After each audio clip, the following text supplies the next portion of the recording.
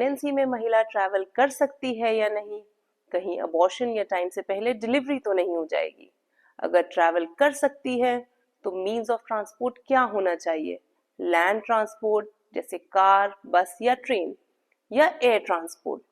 Pregnancy के किस महीने में ट्रैवल करना सेफ है और हमें ट्रैवल करते वक्त किन बातों का ध्यान रखना चाहिए, इसी सब के बारे में हम आज बात करेंगे। हेलो एवरीवन, मैं डॉक्टर महकत Ansari, consultant obstetric and gynaecology, और आज हम बात करेंगे ट्रैवलिंग इन प्रेगनेंसी के बारे में। कई बार वर्किंग वुमेन होती हैं और उनको प्रेगनेंसी में ऑफिशियल मीटिंग के लिए जाना पड़ जाता है।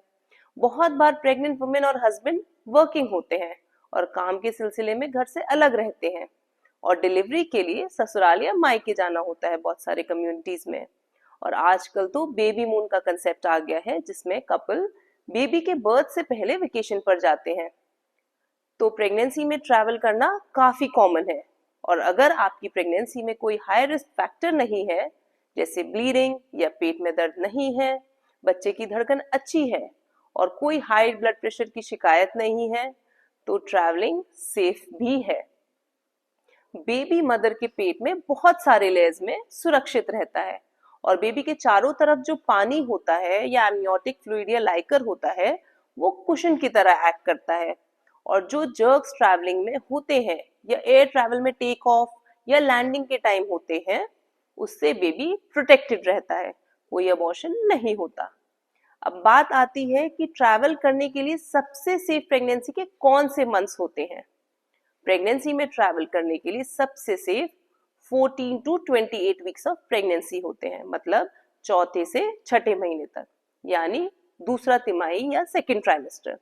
पहले 3 महीने में जी मिचलाना, उल्टी की शिकायत या थकान ज्यादा महसूस होती है और थोड़ा बहुत जो मिसकैरेज का रिस्क होता है वो भी फर्स्ट ट्राइमेस्टर में ज्यादा होता है। आखिरी के 3 महीने में प्री टर्म लेबर यानी टाइम से पहले लेबर पेन्स का रिस्क बढ़ जाता है। तो इसलिए अगर इलेक्टेड ट्रैवल करना है यानी अपनी मर्जी से ट्रैवल करना है तो गाइडलाइंस के अनुसार भी बीच के 3 महीने सबसे सेफ होते हैं। इसमें कॉम्प्लिकेशंस का रिस्क सबसे कम होता है, लेकिन ये कोई स्ट्रिक्ट क्राइटेरिया नहीं है और अगर आपको इमरजेंसी में ट्रैवल करना पड़े तो आप अपने ऑब्स्टेट्रिशियन से चेकअप कराकर डिस्कस करके ट्रैवल कर सकते हैं। अब ट्रैवल की बात है तो मीन्स ऑफ ट्रांसपोर्ट क्या होना चाहिए, कार, बस, ट्रेन या एरोप्लेन। अगर आपको लॉन्ग जर्नी पर जाना है तो बेस्ट ऑप्शन है फ्लाइट, क्योंकि उसमें टाइम कम लगता है। ट्रेन भी रिलेटिवली सेफ है क्योंकि उसमें मूवमेंट आप कर सकते हैं, मगर कार या बस को अवॉइड करना चाहिए क्योंकि इसमें टाइम भी ज्यादा लगता है और आप एक जगह रिस्ट्रिक्ट हो जाते हैं और मूवमेंट का स्कोप नहीं रहता है। पहले 3 महीने में भी हमें कार या बस से ट्रैवल करना अवॉइड करना चाहिए क्योंकि पहले 3 महीने में अबॉर्शन का रिस्क सबसे ज्यादा होता है और रोड अगर अच्छा नहीं है, बहुत बम्पी है, रोड में बम्प्स हैं, तो उसकी वजह से थोड़ा सा रिस्क अबॉर्शन का और बढ़ जाता है। अगर आप बाय फ्लाइट कहीं जा रहे हैं तो आपको ध्यान रखना है कि कुछ एयरलाइंस 28 वीक्स के बाद और कुछ 32 वीक्स के बाद आपसे फिट टू फ्लाई का सर्टिफिकेट मांगेंगे, जो आपको अपने डॉक्टर से चेकअप कराने के बाद इशू होगा। ये सर्टिफिकेट 7 दिन के अंदर का होना चाहिए। डॉक्टर इसमें चेक करते हैं कि कोई साइंस ऑफ लेबर तो नहीं है, जैसे कोई कॉन्ट्रैक्शंस तो नहीं है या पेन तो नहीं है, कोई लीकेज तो नहीं है। आपको ये भी ध्यान रखना है कि जनरली डोमेस्टिक फ्लाइट्स में, मतलब विद इन सेम कंट्री अगर आप ट्रैवल कर रहे हैं तो एयरलाइंस 36 वीक्स ऑफ प्रेगनेंसी तक ही अलाउ करती हैं। लेकिन अगर इंटरनेशनल ट्रैवल करना है, मतलब एक कंट्री से दूसरी कंट्री में आपको जाना है, तो कुछ एयरलाइंस 28 वीक्स तक अलाउ करती हैं और कुछ 35 वीक्स ऑफ प्रेगनेंसी तक। तो आपको अपने एयरलाइन से ये चेक करना होगा। अब मीन्स ऑफ ट्रांसपोर्ट के बाद बात आती है कि आपको ट्रैवलिंग के वक्त किन बातों का ध्यान रखना चाहिए या क्या क्या प्रिकॉशंस आपको लेने चाहिए, क्या क्या सावधानियां बरतनी चाहिए। प्रेगनेंसी एक थ्रोम्बोजेनिक स्टेट होता है, मतलब नसों में खून का धक्का जमने का रिस्क ज्यादा होता है। उससे बचने के लिए हमें अपने मूवमेंट्स का ध्यान रखना है। कार या बस से अगर आप कहीं जा रहे हैं तो हर 2 घंटे पर रुककर आपको थोड़ा चलना है। ट्रेन में आप मूवमेंट इजीली कर सकते हैं, इसलिए ट्रेन ट्रैवल को प्रेगनेंसी में सेफ बोलते हैं। और अगर आप फ्लाइट से जा रहे हैं तो कोशिश कीजिए कि आयल सीट लीजिए, जिससे बीच में उठकर आप केबिन में चल सकें और आपके फेलो पैसेंजर्स को भी परेशानी या तकलीफ ना हो।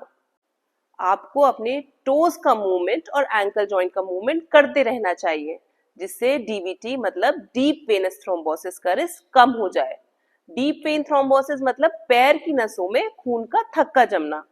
डीवीटी के रिस्क को कम करने के लिए आप कंप्रेशन स्टॉकिंग्स का भी इस्तेमाल कर सकते हो। आपको अपना हाइड्रेशन अच्छा रखना है, हाइड्रेशन मेंटेन करके रखना है। समय समय पर पानी पीते रहना चाहिए। कार्बोनेटेड ड्रिंक्स या कोल्ड ड्रिंक्स नहीं लेनी चाहिए। और अगर फ्लाइट में कुछ लोग नौजिया या जी मिचलाने पर कोल्ड ड्रिंक लेते हैं और इन कार्बोनेटेड ड्रिंक से प्रेशर चेंजेस की वजह से और एसिडिटी हो जाती है। आपको अपनी कैलोरी इनटेक का ध्यान रखना है।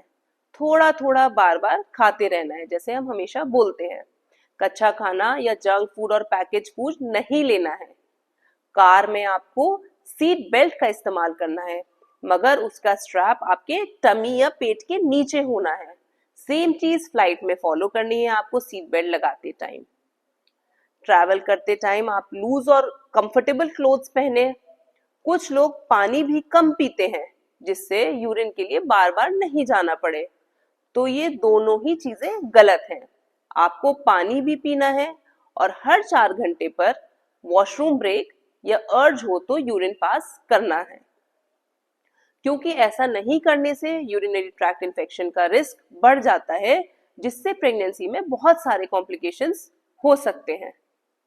आप लॉन्ग वेकेशन पर जा रहे हैं तो अपने डॉक्टर से पूछकर इमरजेंसी मेडिकेशंस की लिस्ट बनाकर अपने साथ लेकर जाएं, क्योंकि जहां आप जा रहे हैं वहां आपको पता नहीं कि आपको डॉक्टर इजीली अवेलेबल है या नहीं।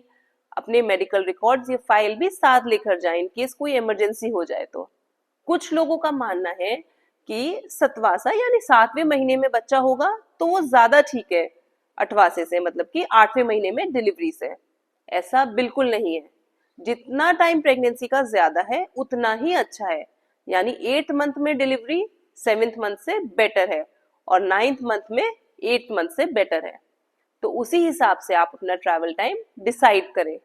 9वें महीने में कोई भी ट्रैवल अवॉइड करना चाहिए, क्योंकि आपको कभी भी लेबर पेन्स आ सकते हैं या लीकेज हो सकता है, और अगर ऐसा हुआ तो आपको कौन अटेंड करेगा। अगर आप घूमने जा रहे हैं तो आपको वापस आने के वक्त का टाइम भी आपको अपने प्रेगनेंसी के वीक्स मालूम होने चाहिए, खास करके एयर ट्रैवल में, जितना कि एयरलाइंस अलाउ करती हैं। उम्मीद करती हूँ कि इस टॉपिक पर जानकारी आपके लिए हेल्पफुल होगी। Thank you for watching.